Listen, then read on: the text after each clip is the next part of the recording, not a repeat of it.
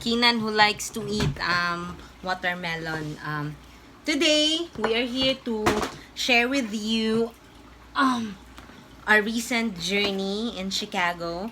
And that journey is actually not just an ordinary trip, but there was an important appointment na amo ang giadtuan, and that was you poop? You poop? No be? Yan na lang.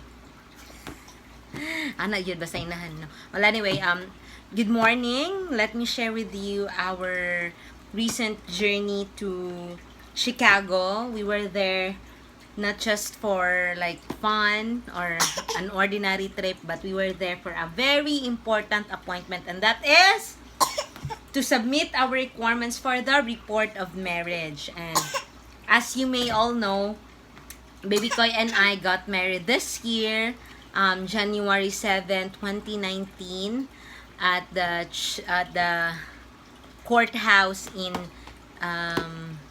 asa ganito na nakalimot ko. Nakalimot si nanay. Well, anyway, the reason why I am sharing our report of marriage is to help you guys, because I've been there, no. I am also one of those viewers of fellow Filipinas who have gone through the same journey. And now that I finished mine with my report of marriage, I am very much excited to share with you our experience. So today, I received this from the Philippine Consulate General. Actually, this was the return envelope that I included when I submitted my requirements to the Philippine Consulate. So inside here are the documents, my copy of the report of marriage. So it's the same documents that I sent when I compiled the requirements. So it has the photocopy of the report of marriage filled out with the signature of the consul. It has the photocopy of my marriage license, our birth certificates ni Baby Koy, our passport photocopies, and our copy of residency here. So those were the documents attached here na ibinalik sa amin. And if you are wondering what are the documents that we submitted to the consul, it's here. Those are the documents. You can also visit the Philippine Consul website. In there is a complete list of all the requirements that you need to gather. Make sure that everything is prepared and ready, kasi it gives you lesser stress, and at the same time, if you are able to submit all the requirements and complete it, you have plenty of time to do the side trip tour, which is at Millennium Park, near just in front of the embassy. What was our itinerary? So we left Shiloh around 5 a.m. We arrived in Chicago around 9 a.m. na. So from there, we parked and then head straight to the suite. And then when we got there were only 2 people being processed. The other one papatapos na. So Baby Koy and I were catered like 5 minutes later, and then our documents were taken from us by the in charge. And then the only problem that we encounter ay hindi namin na photocopy yung certificate of live birth ni Baby Koy. So he had to go downstairs and photocopy it. Yes. So good thing I have brought his birth certificate with us. Say, ay may binigay siyang form yung clerk.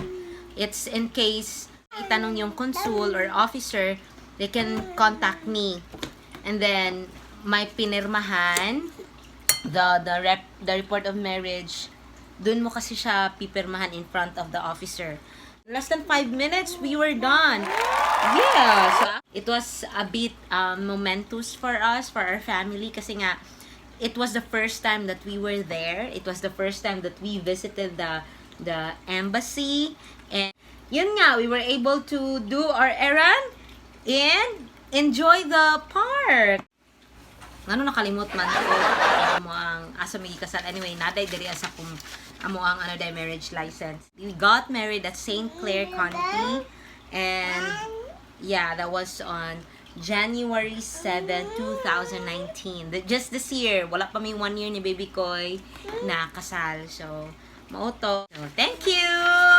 Bye-bye. So, for the requirements, these are the requirements. Number 1, you need to have the 2 originals and 2 photocopies of duly accomplished report of marriage form. You can find this one at the embassy's website. You can download the form and then have it filled out and then photocopy it. Make sure you don't sign kasi you have to sign it on the day that you file it at the embassy in front of the officer. Second requirement is 1 original or certified true copy and 4 photocopies of your marriage certificate. So, ang ibibigay kasi sa atin after our marriage is the certified true copy. So, you need to bring 1 and then photocopy it 4 pieces. Okay? Third requirement is photocopies of your passport. You and your husband. You and your spouse. Number 4, photocopies of additional proof of Philippine citizenship. Sa case ng husband ko, I submitted his certificate of naturalization while I submitted my green card. Photocopy lahat. And then next, the 5th one is photocopies of birth certificates of both Filipino spouses. Photocopies of the birth certificates. And then number 6, 2 original and 2 photocopies of notarized affidavit of delayed registration. So, in our case, we don't have this kasi hindi naman kami delayed na nag-apply for our report of marriage. When we say affidavit of delayed registration, it pertains to marriages held in the US of a Filipina or Filipino na lumampas ng 1 taon. So, sa amin, valid pa kami kasi hindi pa nagwa 1 year yung marriage namin. So, we don't need to prepare for this. And then, the number 7 requirement is the self-addressed return envelope. So, what we did here is the day before we went to Chicago, we went to post office.